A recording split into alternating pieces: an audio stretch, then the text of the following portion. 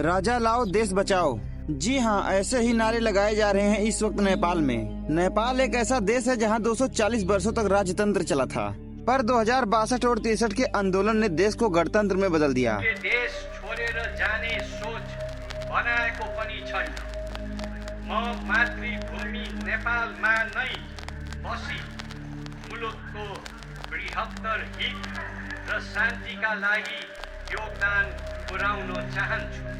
पर आज 18 साल बाद एक बार फिर से नेपाल के गली चौराहे और मोहल्ले में एक ही नारा गूंज रहा है, राजा लाओ देश बचाओ, राजा लाओ देश बचाओ। इसमें सवाल ये उठता है, क्या सच में नेपाल में गणतंत्र असफल रहा?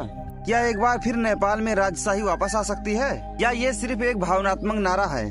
तो आज हम इतिहास से लेकर वर्तमान समय के परिस्थिति के बारे में ध्यान से छानबीन करेंगे। वीडियो के अंतिम तक बने रहें, यकीनन आपका सोच नेपाल में राजतंत्र और गणतंत्र को लेकर बदल सकता है। नेपाल में गणतंत्र का सफर कहां कमजोर पड़ गया, इस वीडियो के जरिए जानने का प्रयास करेंगे।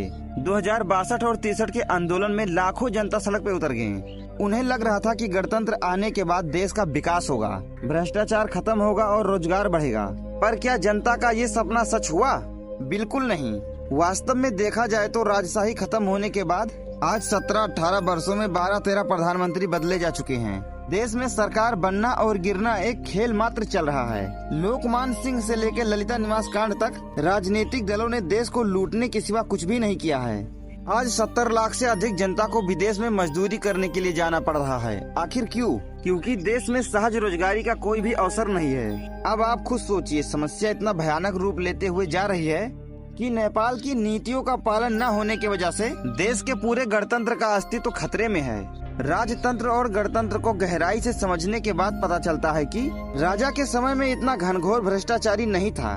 गणतंत्र आने के बाद भ्रष्टाचार ही देश चलाने का मूल साधन बन चुका है। गणतंत्र से निराश और जनता के विचारों पर खरा न उतरने की वजह से देश की जनता एक बार फिर से राजतंत्र की ओर पलायन करने की तैयारी कर रही है। क्या सच में नेपाल में राजा वापस आ सकते हैं? क्या एक बार फिर नेपाल में राजतंत्र स्थापित हो सकता है? जब नेपाल के पूर्व राजा ज्ञानेंद्र पिछली बार काठमांडू, धरान, झापा जैसी जगहों पे गए तो देश के लाखों जनता उनके समर्थन में सड़क पे उतर गए। पर क्यों 18 वर्षों के बाद जनता एक बार फिर से राजतंत्र की ओर आ रही है? क्या उन्हें पुराने राज्य व्यवस्था से कुछ आशाएं हैं? आज के समय नेपाल के बहुत सारे लोग कह रहे हैं कि राजा के समय व्यवस्था इससे अच्छी थी, भ्रष्टाचार इतना ज्यादा नहीं था। गणतंत्र में सरकार तो बदली पर देश के हालात नहीं बदले। राजनीति में उतार चढ़ाव बढ़ने के कारण देश की जनता अब राष्ट्रवादी नेतृत्व ढूंढ रही है। नेपाल की आर्थिक अवस्था बहुत ही कमजोर हो रही है, जिसे देखकर अब पुराने व्यवस्था के प्रति झुकाव बढ़ने लगा है। पर क्या राजा को वापस लाना इतना आसान होगा? 17-18 वर्षों के बाद देश में फिर से राजशाही स्थापित करना मुमकिन है? आइए गहराई से समझते हैं। आज के समय नेपाल एक संघीय लोकतांत्रिक गणतंत्र है। संविधान के अनुसार राजतंत्र को वापस लाने के लिए संसद को 2/3 बहुमत के साथ संशोधन करना पड़ेगा।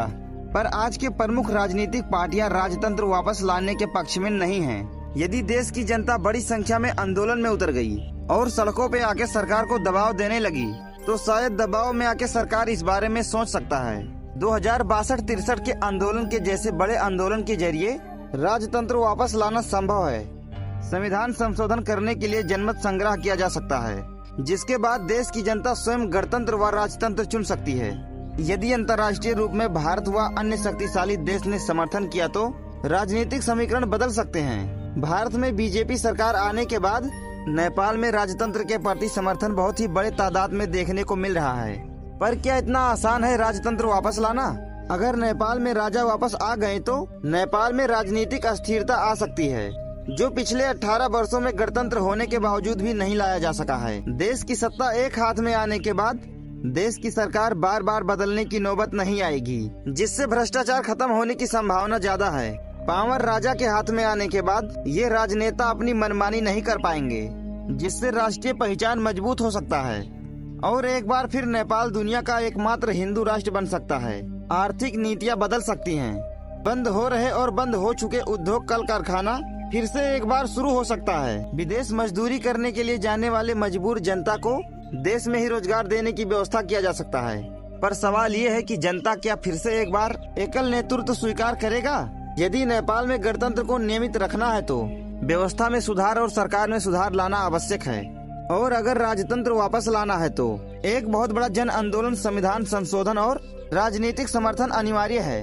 अब आपको क्या लगता है, नेपाल में गणतंत्र को सुधार के देश का भविष्य बनाया जा सकता है या राजतंत्र वापस लाना ही पड़ेगा? अपना विचार कमेंट करके जरूर बताएं।